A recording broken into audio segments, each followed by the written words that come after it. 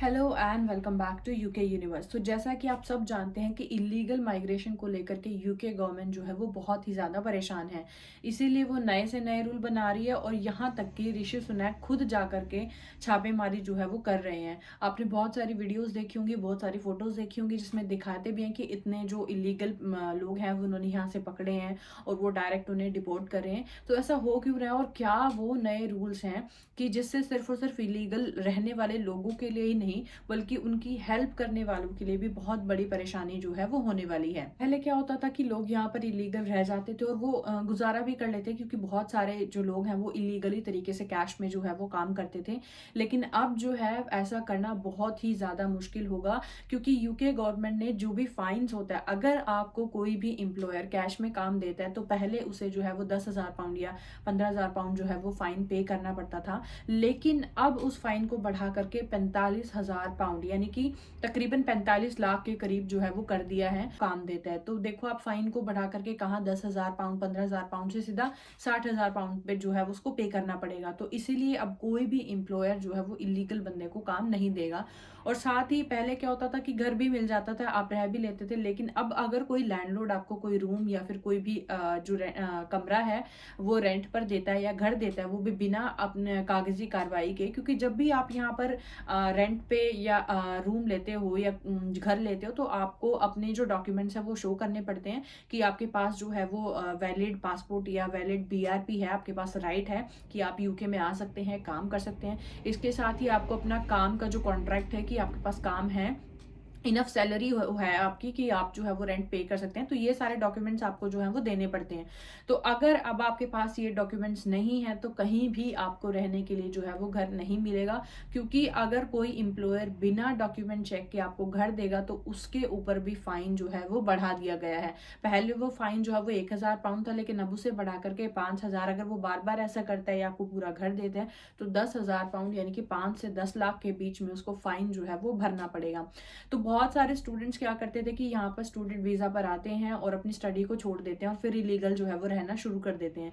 या फिर बहुत सारे लोग ऐसा करते हैं कि इंडिया से या कहीं से भी टूरिस्ट वीजा लेकर के यूके का आते हैं और यहाँ पर जब उनका जो वीज़ा है वो चेंज नहीं होता, क्योंकि यूके में टूरिस्ट वीज़ा को आप चेंज नहीं करा सकते। अगर आप यूके पे टूरिस्ट वीज़ा पर आते हैं और आप किसी और वीज़ा में चेंज कराना चाहते हैं, चाहे वो वर्क वीज़ा है या किसी और वीज़ा में, तो आपको अलग से अप्लाई करना पड़ेगा। आप उस वीज़ा को चेंज नहीं करा सकते, आपको वापस अपनी कंट्री जो है वो जाना ही पड़ेगा। तो अगर आप भी ऐसा ही सोच रहे थे कि वहाँ पर स्टडी वीज़ा पर जाएंगे या टूरिस्ट वीज़ा पर जाएंगे या किसी वीज़ा पर जाएंगे और शॉर्ट टाइम के लिए आएंगे और उसको जो है वो एक्सटेंड नहीं हुआ तो इलीगल ऐसा रहना शुरू करेंगे, तो प्लीज़ ऐसा कुछ मत करें। इससे आपकी प्रोफाइल जो है वो बहुत ही ज़्यादा ख़राब होगी और आपको डायरेक्ट डिपोर्ट जो है वो कर दिया जाएगा। क्योंकि इलीगल माइग्रेशन जो है वो बहुत ही ज़्यादा स्ट्रिक्ट है यूके गवर्नमेंट अब इस बात को लेकर के। तो ऐसा कुछ ना करें। इसके साथ ही आपको रहने के लिए घर भी नहीं मिलेगा या फिर आपको कहीं काम भी नहीं मिलेगा। तो ऐसा सोचकर मत आए कि आप यहाँ पर कैश में काम कर लेंगे या रह लेंगे, क्योंकि अब ऐसा करना जो है वो बहुत ही ज्यादा मुश्किल है। इसके साथ ही बहुत सारे बच्चे क्या गलती कर रहे हैं, हेल्थ एंड केयर वीजा लेकर के आ रहे हैं इंडिया से या किसी भी कंट्री से डायरेक्ट, और यहाँ पर क्या कर रहे हैं वो बिना चेकिंग के ही, बिना डॉक्यूमेंट चेक किए कि वो कंपनी सच में है भी या नहीं है, आ जाते हैं या फिर वो चेक ही नहीं करते। और उसके साथ उनका क्या इतना बड़ा फ्रॉड होता है, क्योंकि यहाँ पर आकर के कंपनी उन्हें काम नहीं देती। और यहाँ ऐसा रूल है कि जब आप किसी कंपनी से स्पॉन्सरशिप ले लेते हैं तो आप उस कंपनी को छोड़कर किसी और कंपनी में काम नहीं कर सकते। तो बहुत सारे बच्चे सोचते हैं कि अरे नहीं नहीं, वहां जाकर तो काम मिल ही जाएगा, कोई बात नहीं, हो जाएगा। नहीं, नहीं होगा।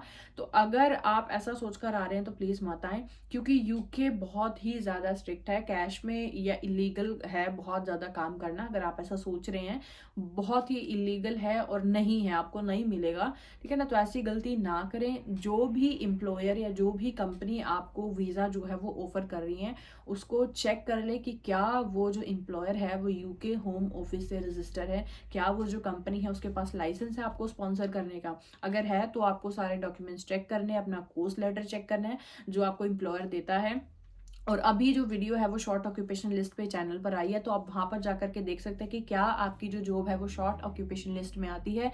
उसमें आपको कोड भी दिया जाएगा कि ये आपका जॉब का जो है वो कोड है, तो आप प्लीज़ अपना जो प्रॉपर है वो चेकअप कर लें और फिर जो है वो उसको पैसे या जो भी है वो दें। तो ऐसा फ्रॉड बहुत हो रहा है, तो प्लीज़ इन स्कैम से बच कर रहें और इलीगल के लिए ना ही सोचें। आप ऐसा ना सोचें कि इलीगल जो है वो आप यूके में आ सकते हैं या फिर रह सकते हैं, क्योंकि अगर आप रह भी गए, आप यहाँ पर 5 साल 6 साल 10 साल निकाल भी गए, तब भी आपको कोई पीआर नहीं मिलेगी। कोई रास्ता नहीं है आपके पास कि अगर आप 10 साल भी यहाँ पर रह गए तो अगर आप रह सकते हो, या फिर अगर आप मैनेज चलो किसी तरह से मैनेज भी कर गए 10 साल रहने का, तो कोई रास्ता नहीं है कि आप पक्के हो जाओगे या पीआर आपको मिल जाएगी। क्योंकि 10 साल बहुत ज़्यादा टाइम होता है। 10 साल यानी कि आपको अपनी फैमिली, अपने परिवार सबसे जो है वो डिस्कनेक्ट रहना पड़ेगा, आप वापस भी नहीं जा सकते।